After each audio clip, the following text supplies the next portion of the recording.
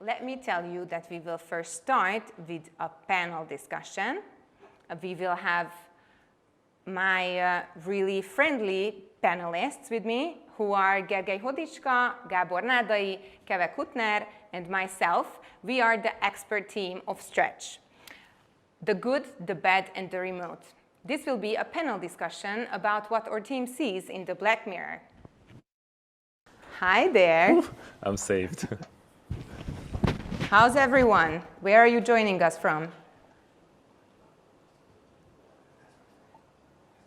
I am in the living room in Budapest, and we just give the cat some food, so hopefully she won't scream throughout the whole meetup.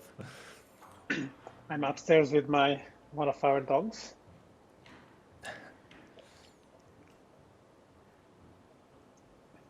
And as you can probably see on the screen, I'm downstairs in the kitchen with my son. So let's see how much noise he will generate. That's awesome. Thank you. Thank you so much for joining us. When we were talking about this conversation, we were talking about beginning with something exciting. So rather than just going around and introducing ourselves, we should talk about what challenges we are facing. So let's start and really tell me, I really loved working with you all. So I am really interested in what you have to say about 2022, the upcoming year of safety and non-safety and coronavirus and vaccines or new variants. I think this is all really relevant to our workplace leadership challenges. So if we could start with Keve, I think that would be awesome. Yeah, sure. So I think one of the things that, well, if you do some digging, I am fortunate enough to be in touch with a few travel startups, for example. But if I put that aside, one of the interesting things that started to emerge is kind of like the workcation, which kind of coincides with one of the biggest challenges I have, and I think will be coming to companies, is how you kind of keep the personal connection or the touch. We are kind of 2 years now, right? Kind of 2 years straight without too much interaction. People are kind of fed up with watching others on the screen, like what we are doing right now, and they much prefer to meet in person. And I also feel it within the teams that they kind of miss this. And I think one of the big issues in 2022 and going forward is to figure out ways to keep this connection, because it's impossible to do this by watching the screen, unfortunately.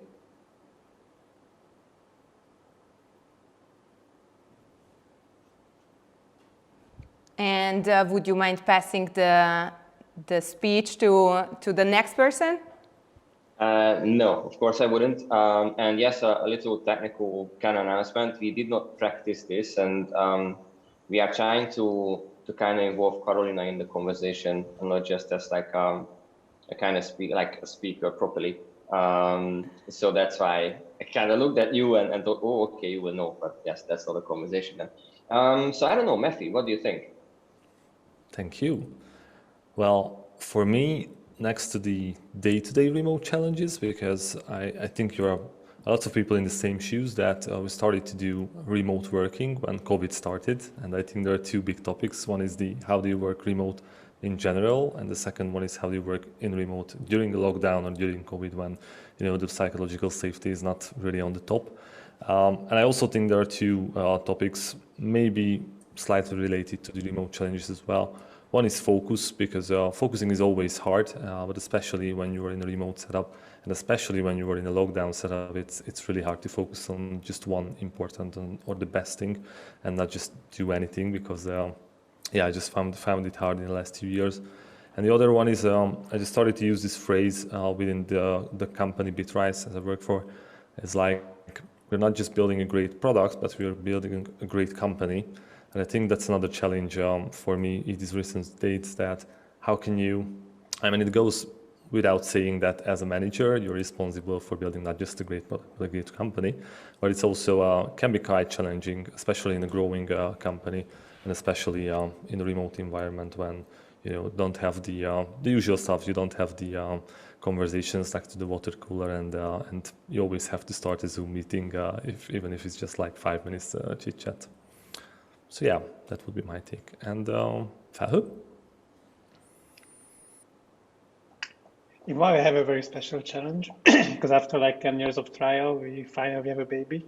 So one of my major focus is on the baby and how can I leverage the kind of everything I learned about leadership, how can I now apply for myself in this context? I think this is very interesting. And in the company context, what I think is interesting that I think so far, at least I was always kind of very busy. I was focusing on the work. But in the last 2 years, we somewhat learned that we shouldn't just organize our life around the work, but now we started to organize the work around the life. And even I think this started to introduce a lot of turbulence, how we can have a team to focus on one specific goal. So I think from this perspective, the upcoming years will be quite challenging. But on the other hand, are very interesting. And I think we really have to focus on how can we motivate people better, how can we achieve that we can achieve more with less effort, because we cannot solve anymore and everything with just putting more hours into it.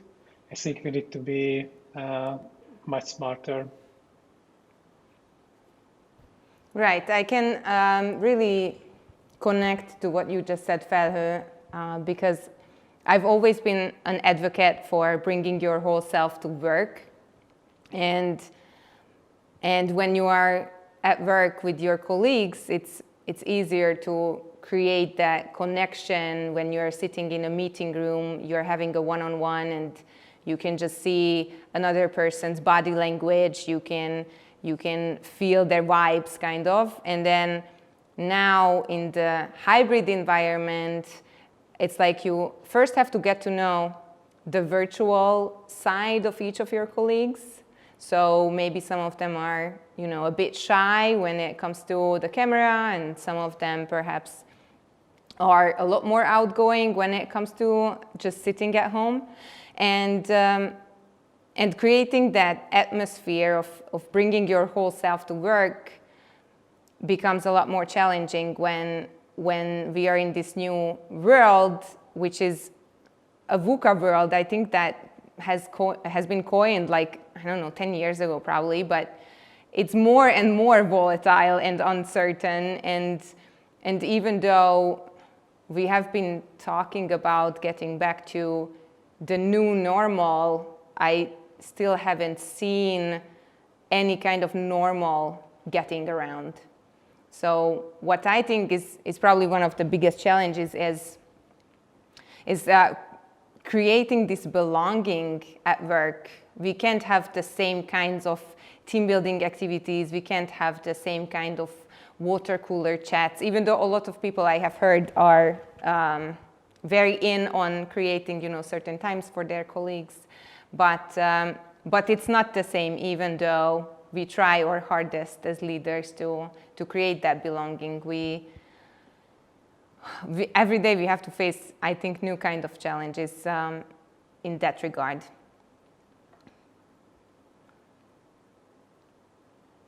So let's talk about some of the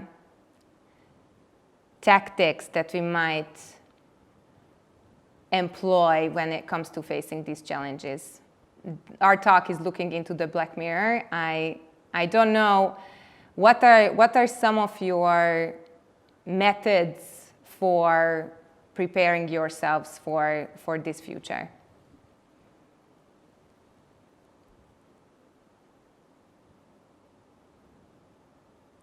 If no one takes the chance, then I take the chance, because just in a Zoom meeting, I hate when there is a question and everybody is trying to figure out who should answer. And I actually think it's easier in a meeting room, because whenever I'm in a meeting room in the real world, not just a Zoom call, it's always like Tóth after Tóth, and we are, fighting to get some airtime. And in the Zoom call, you always have to push people that, hey, feel free to speak up. I think that was a great example of it. From my end, I think what is interesting that I wasn't really a remote fan before COVID. I was the kind of guy who only spent like maybe 10 days in home office when your washing machine arrived or something like that happened. And I was kind of scared when I had to start at a new company in a remote setup. And after that, I just realized that in lots of terms, it's way more efficient to work remotely. Because, for example, you don't need to wake up earlier in the morning to get to the office to do most of the same things you can do right in front of your computer at home. And for me, what I try to cover with my teams, for example, is that these efficient things, these good things, can also be bad things. Because, for example, at Bitrise, we just realized that during lockdown and during COVID, people actually started to work more. And I totally shared that because, after 5 p.m., I was like, I can go to the couch next to me and sit in front of the television or the PlayStation, but let's work because it makes more sense. And of course, that's not good and can, lead to bad things. So what I try to cover all the time that, make sure to have a walk or just have a few hours off because sitting in front of the screen all day and this is your context, this little square, it can be very tiring. And even though in many terms, it's more efficient and sometimes more easy to, organize things and sit together, especially if you're a global company and people around the globe are working together with you. But on the other hand, we need to have some kind of breaks in the system to say that, okay, just let's get off Zoom and either meet if we can personally or just have a walk, have a one-to-one when, you just have a phone call during the one-on-one and just walk across the streets or something like that. So yeah, that's something I try to do with my teams.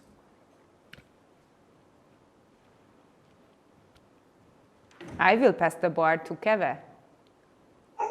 Thank you very much. So yes, so very quickly, I think it's a mess. So I started by admitting that to myself. I have a 3-year-old and a half-year-old. Who is making some noises right now, and with COVID right now I have to take care of him because my wife couldn't take him to the kindergarten to show St. Nicholas or towards St. Nicholas perform. So these things now happen, which makes life a mess because one, you cannot concentrate, you have to do random stuff, and yes, you spend most of your time in the very same place, and yes, you end up sitting on the couch working instead of doing something else.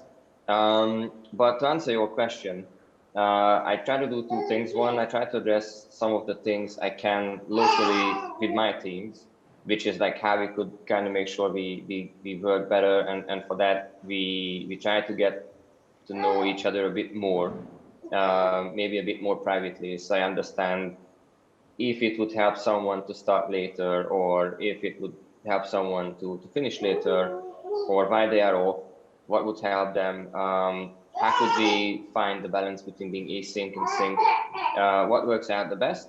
And then in terms of looking a bit further ahead, I'm trying to read articles, and very interestingly, I have a fortunate network on LinkedIn, so I don't really have to go somewhere else. I have a really good mix of people, they share really relevant articles, which really talk about some of the good things. I'm not talking about, some companies have this 2025 or 2030 plan when they will be 100% remote. I'm really talking about some interesting things like the workation thing I just mentioned, and some of the upcoming trends that could really help people to feel a bit more engaged.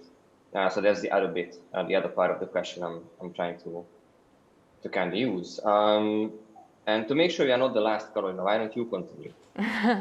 Thank you. I'm really thinking about this in lots of contexts. I come to this conclusion that it's only people that can change themselves or their environments. And lots of times I feel, hi, baby. Lots of times I feel that what is really needed is to show the other person that they can feel a longing for the sea. You know, I think Hemingway put it really nicely when he said, if you want people to build boats, don't show them how to cut the wood up, but create a longing within them for the endless sea.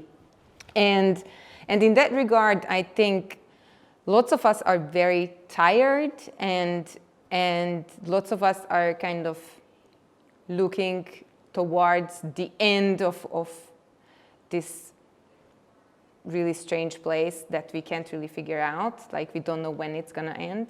And really, I see that there is kind of an exhaustion in people. So they are really feeling like they need a break. And first, people who need breaks should take them. And also, if you are exhausted, don't be afraid of talking to people who can or might help. And sometimes even talking helps because it helps you put things in a different perspective. But also kind of create this sense of there are still other things and there are still new things. Like, you shouldn't be afraid of going back online even though you have been sitting at your computer for a long time. There are other things online that can still be useful to you, and even in your private life or even in your leadership journey, it's still worth it to educate yourself more and not give into just feeling tired of the whole thing. So that's what I am really going around and trying to figure out how I can help people and how I can help them stay motivated within our shared experience of COVID and staying at home and trying to organize our lives around the situation that the world is in. With that said, Felhő, what do you think?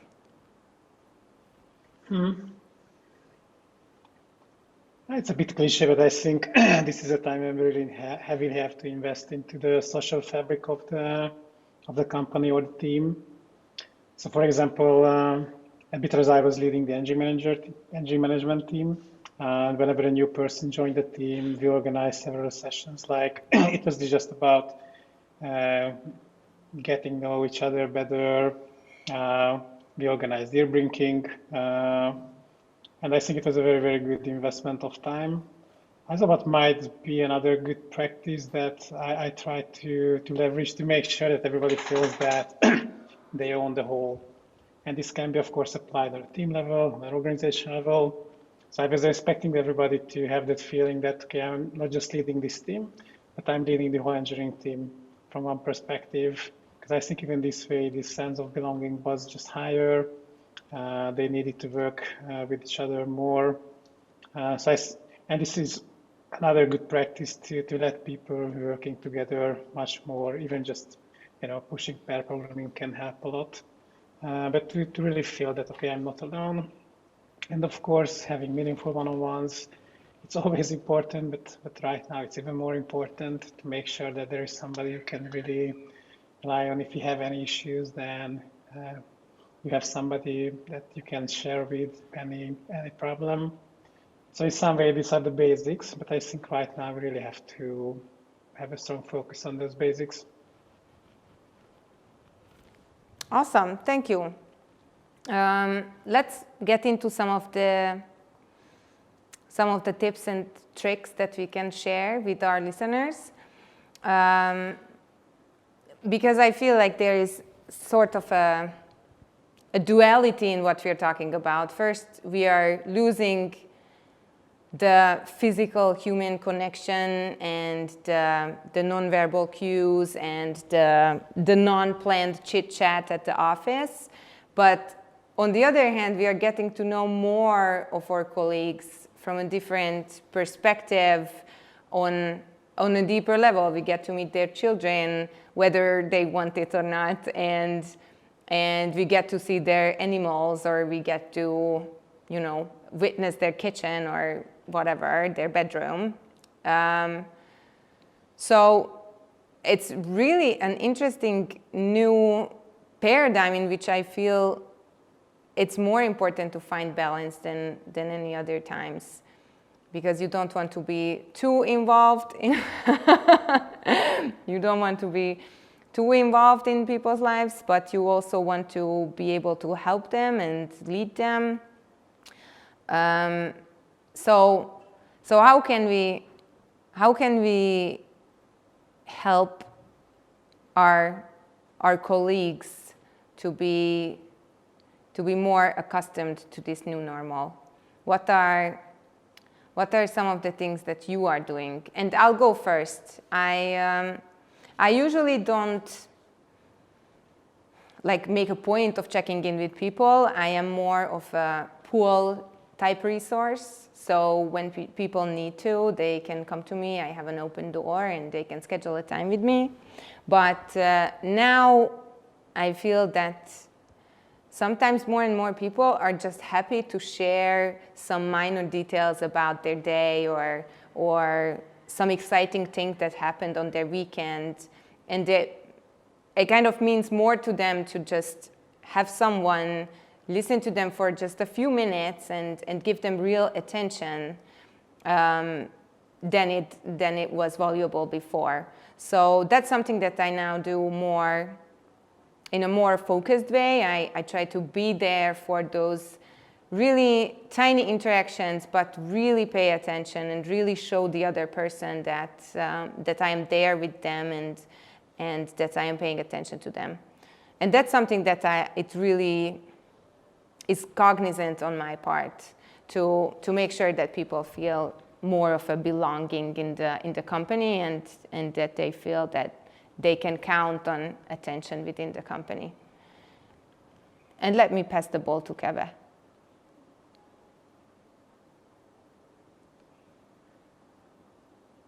So I found something very similar actually. So it's a +1 on the first reaction and a few additions. So what I tried out and it worked really well is, so paying attention is very, very important, but the other one is to show that you are also a vulnerable person. So a manager is always different from the others because they are somewhat above by definition. And it's a lot more difficult for managers to get closer. They shouldn't be that close anyway, but in situations like this, it's even more difficult when you should be more personal, but you are struggling with your inner self as well. But I kind of found that if I show myself as I am, very vulnerable, fighting with a child next to me, making sure I can kind of have some quiet time by a Tóth, the mess around the house, making sure that, when I show up, I'm not picture perfect, so people don't feel that they also have to be picture perfect, so they actually turn on their cameras. So those are the very small details that matter a lot. And so that's one of the most important things that I do. And that's why I kind of put it on the screen, like, be yourself, don't be afraid. Everyone, is a unique person. But when we actually went into the office, we kind of hid it. I read it somewhere, I don't remember the book, but it was kind of the evolution of the person and the company.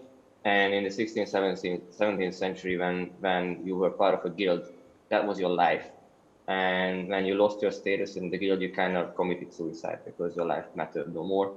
And in the traditional companies and before pandemic and the widespread kind of remote work, it was kind of true, you belonged to a company and yes, you went to work, but only a few people, probably your closest colleagues or maybe even friends, knew about your kind of nitty-gritty details of your life.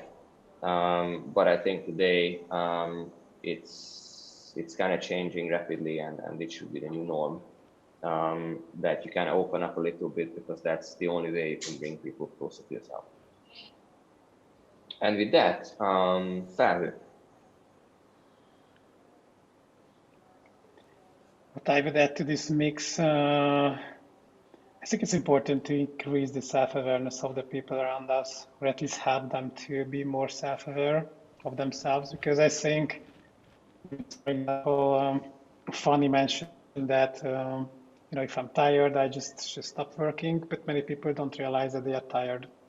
So I think it's important to help them to better understand their internals, because I strongly believe that any change can only happen if I can change myself in the inside.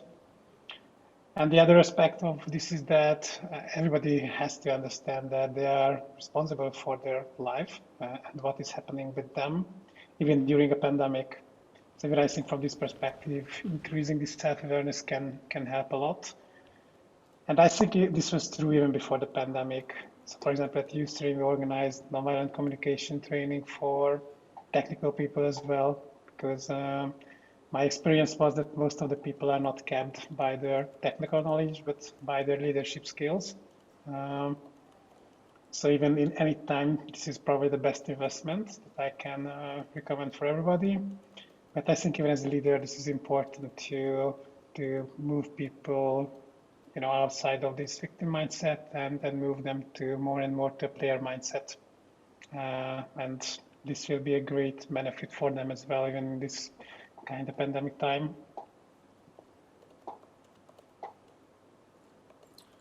And I think I'm the next one. Yeah, I think there are lots of small things. I mean, with my team, we just started to do this thing that around the afternoon on Friday, I just asked that, hey, how was your week? What's your plan for the weekend? And everyone, as they're able to catch up on Slack, they just share a few thoughts. And it started out actually as a random thing because we wanted to play some games, but everyone was busy and end of the week. And since then, we are doing this Friday checkout session. And I think it's really like a very, very easy and effortless thing. And it helps a little bit to connect more to the people you're working together with. And I also think there are lots of great apps to Slack you can use. So for example, there is this app called Donut, which is randomly assign you with one of your colleagues, and you can have a 25 minutes Zoom call. And I know it's not the best because it's not like we're having a lunch together or sharing a coffee or something like that. It's more like a meeting, but it helps in getting closer to the people we work together with. And we also started to use this app called Board. It's a new one, and I think it's in beta, and it has lots of games you can play in Slack. And most of the games takes like 5 minutes, so it's kind of like a great, in the breaks between two meetings. Sometimes you just start a random game. There is this thing in which the app shares meme pictures, and you just need to caption it. And it's also a great tool because people usually caption the pictures in a funny way, but about what happened with them in the recent days in the company. And it's always a great kind of feedback that, hey, what's going on?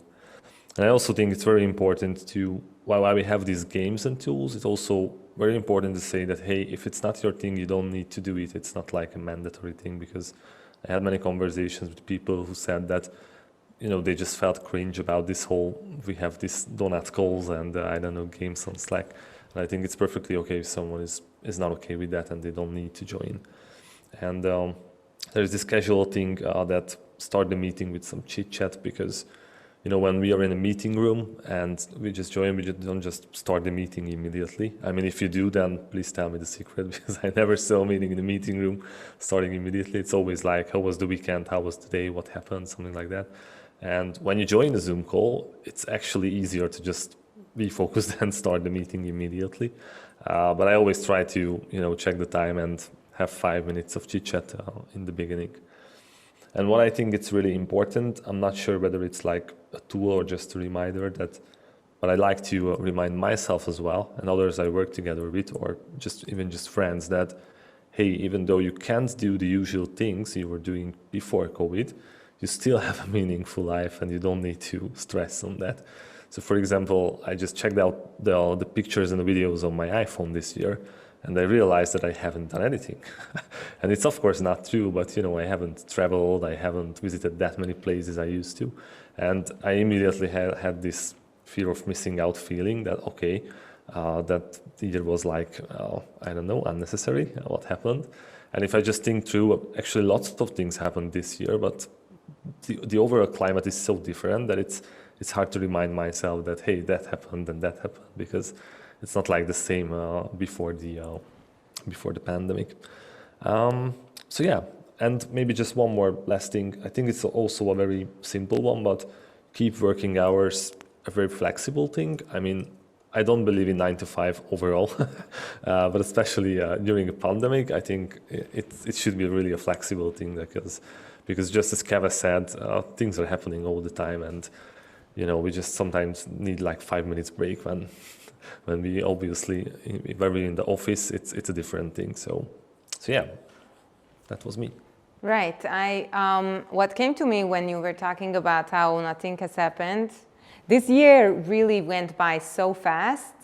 But I also heard that as you get older, time seems to pass faster. So maybe it's just me getting older, but it really seemed to me that 2021 was just a blink. And I also had this feeling of like, okay, what did we achieve this year, or what happened? And of course, some of our OKRs are really nice, and like you look at it and you're like, oh yeah, okay, we did achieve this project and that delivery and this much money and whatnot. So those are some good things, but I think it's also very useful to be able to help your team be cognizant about that. So actually make the effort of sitting down and looking at all the things that we have done this year, and just make sure that you can go through perhaps, month by month or week by week, and make sure that you can reflect and take time to be proud of your achievements and the things that you have achieved. And then with the same kind of mindset plan for the next year, even though there is a lot of uncertainty, there is still space for planning. And even if everybody has these cool props like a baby, a cat, and a dog, I have like a stretch sign over here, but I'm not gonna pet it because then it will fall. Maybe it won't. I will leave you in suspense. So I was thinking that even though it seems kind of pointless to plan at this point, it's always nice to plan and to make sure that you have something to prioritize your life by.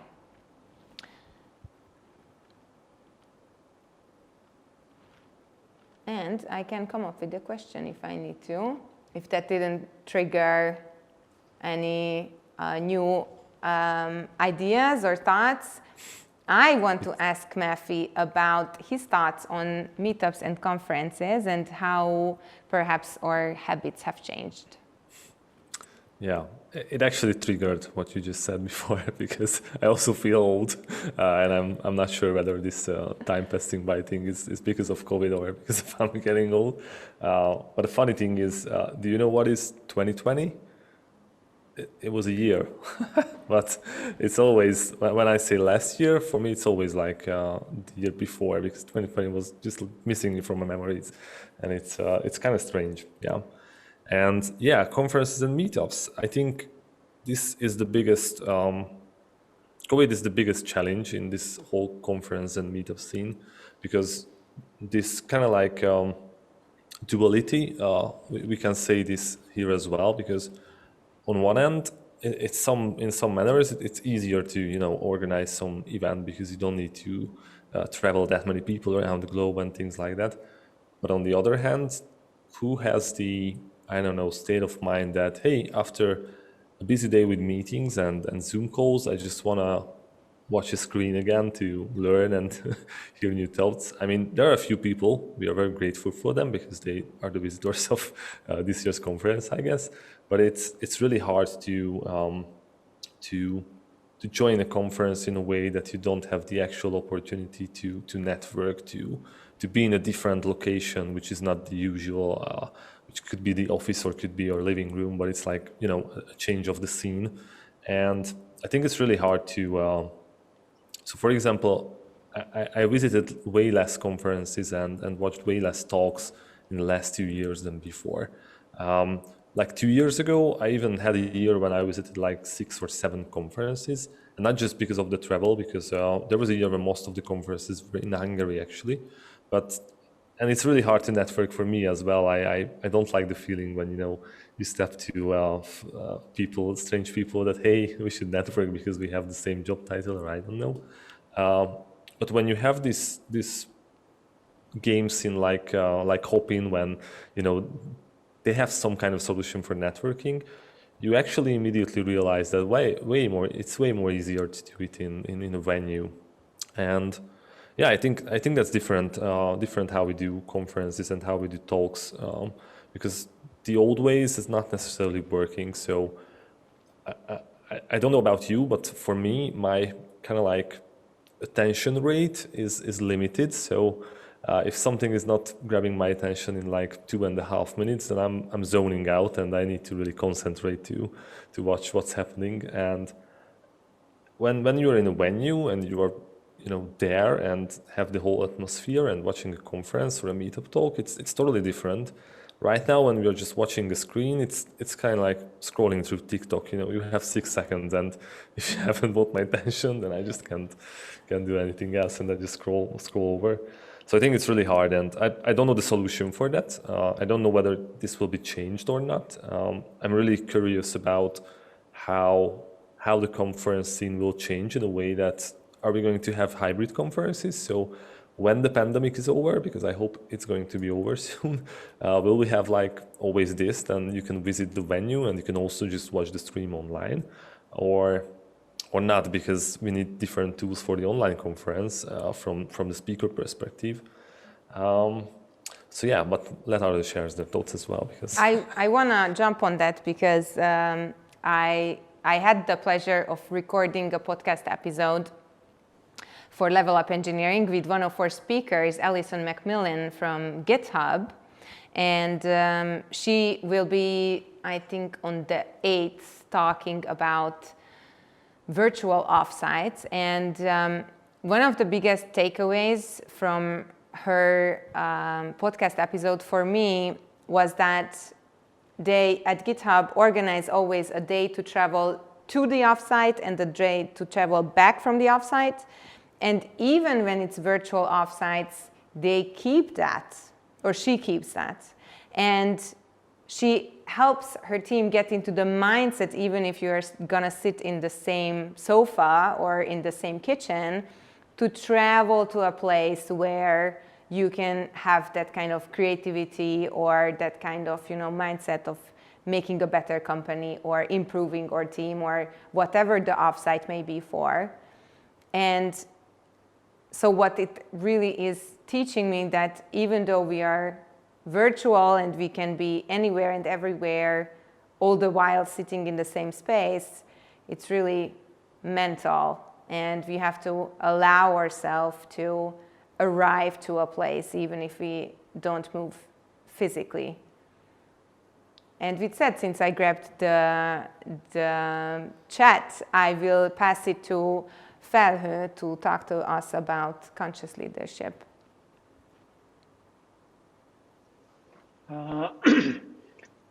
It's a kind of old topic for me, but I think it's really important. And it's similar to what I mentioned, that if I want to help others to improve their self-awareness, then first I have to improve my own self-awareness. And even personally, I gained a lot from this approach.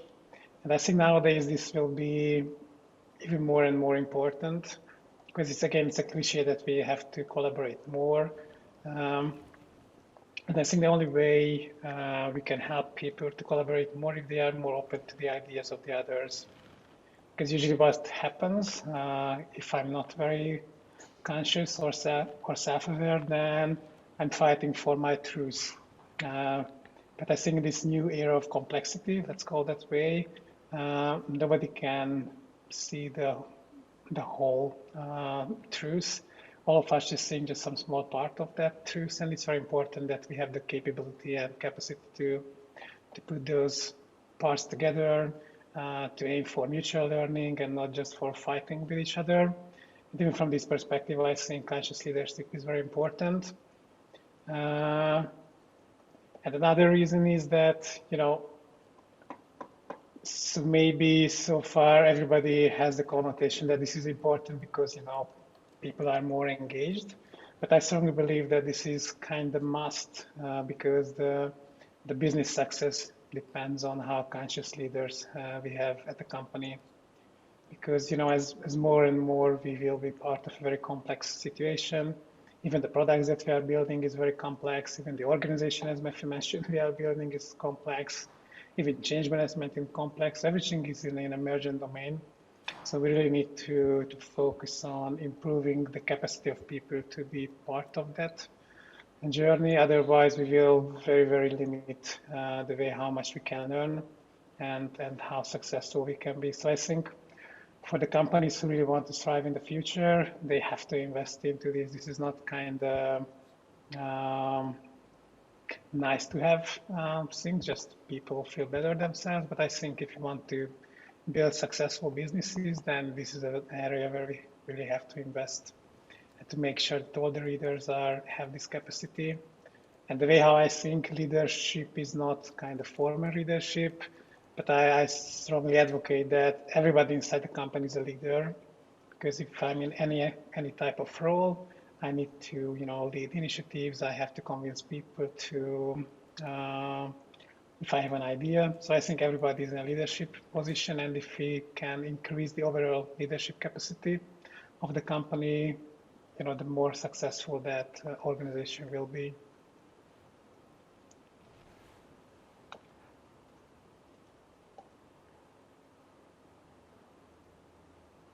If you Should I want pass to, the ball to somebody? yes. Okay.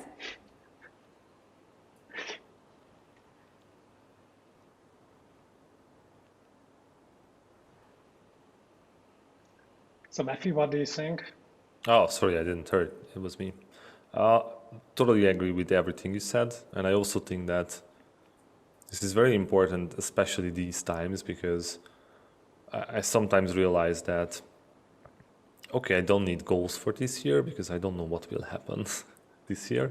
And sometimes the reminder itself is very great that, okay, but because of lots of uncertainties, it's very great to have something to lean towards, even though if it will be changed a lot during the days. And for me, conscious leadership is about that, and it's not just in the company terms when you are working as a leader or working at a company. It's more like the self-consciousness part, that I'm always aware of what's happening around me, and I'm always aware of how to change what I can change around me in order to be compatible with the world, especially in these challenging times. And Fanni mentioned before the goal setting that do we even need goals? I mean, personal goals, because let's survive. That's the only goal. And I actually realized that before this whole thing, I was kind of like having lots of personal goals for a year and try to cover lots of things. And I realized that these days it's working better for me if I just have kind of like one bigger thing or one big thing, and I try to progress with that in the year, and I don't have the feeling that I didn't do so many things. And I was able to have that decision or realize that because of this whole conscious approach on the topic, because I just checked out my previous year and realized I really didn't progress with anything I wanted. And I just realized that it was too much, but not in a way that it was too much to handle, but it was too many different things. And this year I said, okay, let's just have one thing this year, but let's make a reasonable progress with it. And it helps me focusing. And yeah, for me, that was the take for this year regarding this whole self-consciousness topic. Keve? I think I'll be quick because I don't have a lot to add. Similar to Matthew, I kind of only had one goal to help others, really. And like I said, not being self-aware probably wouldn't help me help the guys feel understood, which is very important in this context, I think. So that's probably the only item I want to add to the conversation. Thank you. And then I don't know. Yeah, sorry. I just wanted to say back to you because you said you may have a few questions for us. I have gathered a few things that really struck me from this conversation to conclude our chat with. And throughout my experience of interviewing with world leaders of companies and thought leaders of IT, I think there are really small things that you just have to do from day to day, and you have to keep doing them even when they are hard, like being self-aware and working on yourself and leading the way for your team. And so some of the things that we're talking about really feel kind of obvious, but sometimes they are the hardest things to actually do and to I am melting at the baby. So some of the things are really the hardest things that come to us, even though they are kind of obvious. So just a few things that I feel are really good takeaways from this conversation. Just be vulnerable, show yourself as you are, don't pretend to be anything else, and don't pretend to have it all together if you don't have it all together, and if you have it all together, don't be afraid of showing it. Help people become more aware of themselves and more enabled to take action, so that they don't need you as a leader to do anything for them. They can take initiative and start things on their own. And focus your attention, whether or not it comes to your interactions or to yourself or to your goals. I read a study that kind of experienced like 25 kinds of habit building activities, and they measured which one was the best habit building activity, and it turned out that the best habit building activity is by far the one that you think works for you. So if you think about your life and think, how did I build habits before? You think up that, and then you use that will most likely work for you. So it doesn't have to be anybody else telling you what habit building activities you need to do. You just have to think about yourself, and that concludes my point to self-awareness, where it's you being cognizant about what you do and how you do it. And with that said, I am looking at the questions. Dearest watchers, listeners, people at the Stretch Meetup, please share your questions with us in the Q&A tab on stage. And we have 2 questions. Let's talk about the older one. You talked about motivation. How should a leader motivate his or her employees when he or she has also struggled to stay motivated during work? Do we have an instant answer to that? Or does anybody have an instant answer to that? I have an answer. I'm not sure it's the good answer or an instant answer. It's like, I think the first thing I would suggest is share this with your team member. So I had the same experience, and we just had a conversation with one of my team members, and I shared them that, hey, I'm in the same shoe. We are in this together. I also have to find, my inner motivation because of this whole thing, and it's really challenging. And I think it can lead to a great conversation, because then everyone just realizes in the conversation that, yeah, it's kind of like a global thing. It's not just me or not just you. Everyone is having some struggles because of this topic. So that's one thing I would suggest. I fully agree with Matthew. And I think this is a very great way to build a better bond with the others. Because, if I can show vulnerability, then it will change the stage. Okay, so it's okay to talk about this type of topics. And in some way we can unite it by this type of discussion. And even I think sometimes if I really deeply realize where I am at the current moment, it can be a good way to start, moving up. So I think just sharing, it's really great. And I can ask for help from the others, because, people really like to help others by nature. So if I can show the vulnerability and I ask for help, then I think it will be a big motivation for the others. And especially if I'm able to do this from a leadership position, I think it works even more. Right. And maybe one last thing maybe. I think the last thing I would add is that you also need to talk about the obvious elephant in the room. I think most people, and like especially leaders, they don't really dare talk about this because it comes with the obvious question, like, do I really want to work here? Am I motivated or not motivated because of the work I'm doing? And I think first, this is the first thing you need to kind of realize: is this the work that you are doing, or is this something else? And once you do that, then I think you can really have good discussions. So you shouldn't be afraid of that. But that's, I think, one of the obvious first questions you should clarify with yourself. Right. Yeah, I think I can connect to that. I think you should always make sure, or I personally always say this to newcomers and to existing employees, that this is, the 21st century.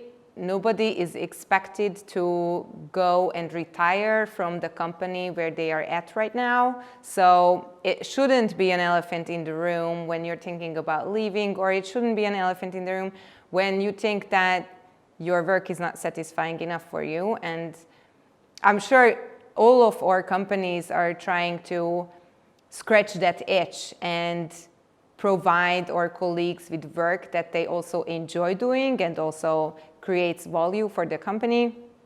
And with that said, I think if you, the person who asked the question, it's anonymous, but if you have struggled perhaps talking about this, just by way of having a conversation perhaps, I can recommend the Motivational Cards from Management 3.0.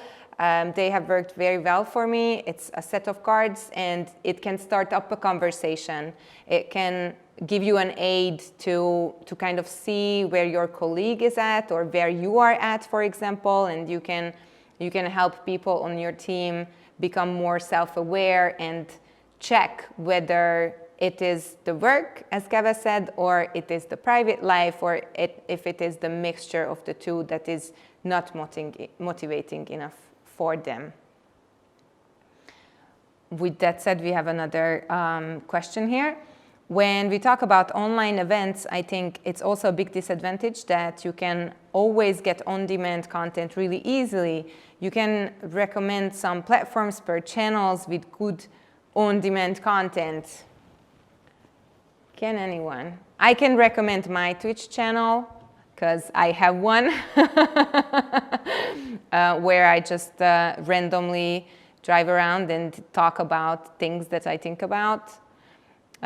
It's Fancy Karolina. I don't know that it's really good, but it's there. And that gave everybody else a chance to think. Actually, I really like to read books.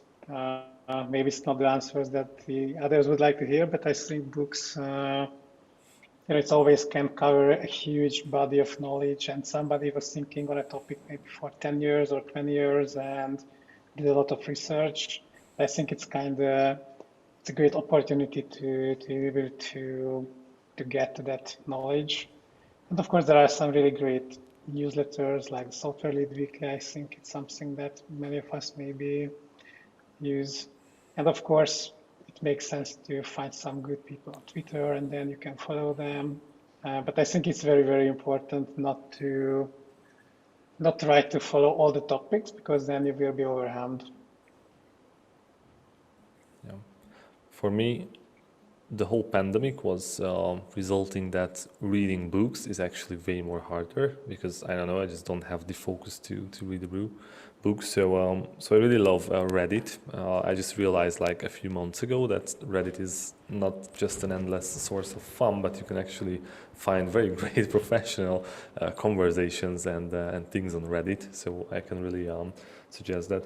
I also, if you work as an engineering manager or software engineer, there are many great Slack channels. These are mostly organized by people working in the same industry, and they have lots of members, and there are lots of channels where you can ask for help and discuss almost anything.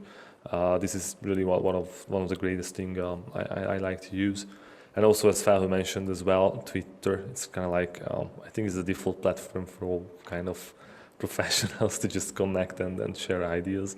And if you're just starting to follow the people who are great in the topics. You can, just have recommendations, and Twitter can be a very great channel. And it's especially good these days because, it's small chunks of information and it's easier to consume. And just one more thing, I also started to see lots of professional things on TikTok, which is weird because that's definitely not the platform you would expect. But there are lots of managers and, like, for example, software engineers doing interesting 1-minute videos on TikTok. And it's just kind of like the amount of focus we need in these days. At least me. This is my goldfish memory for these days.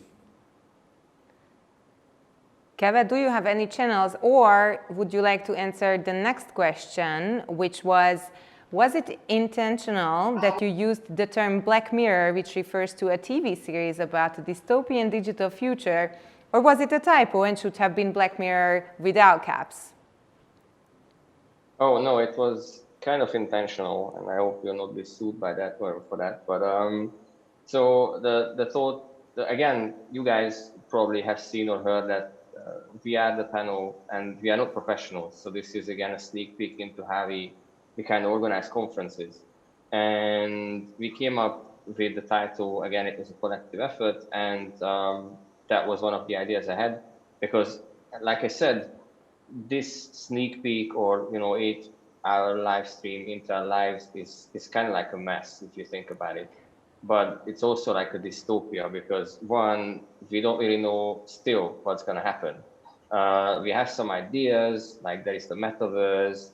We just spoke about a few other things. And we just simply don't know. And that's kind of like a dystopian something. But one thing is for sure, that I personally don't really want to have shot number 4, 6, 8, 10, 15 when the new wave is coming.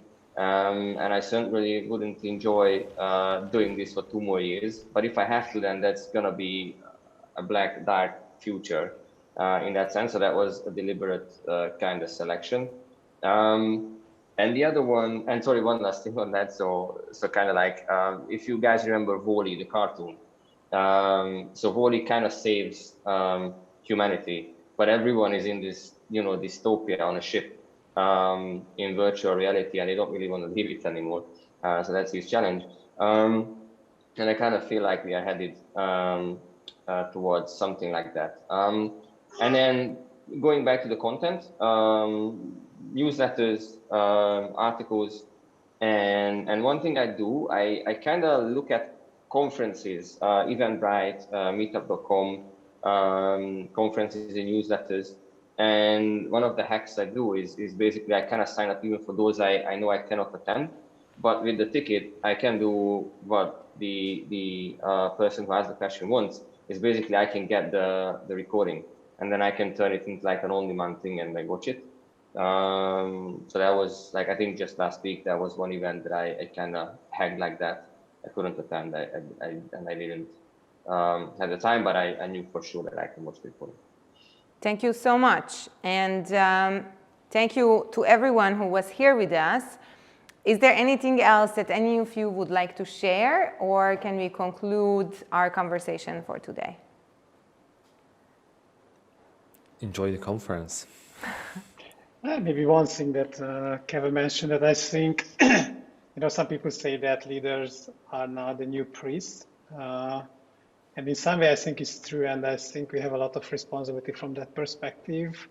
And there are so many things that can drive humanity to this Black Mirror type of way of living, and I think we need probably stronger leadership to make it not happening. So I think there is a lot of responsibility on our shoulder. And this is another reason why I think it makes sense to invest into conscious leadership. Most definitely. I agree. Thank you so much. Thank you. Thank you for joining us today. This was a really awesome conversation. I enjoyed it.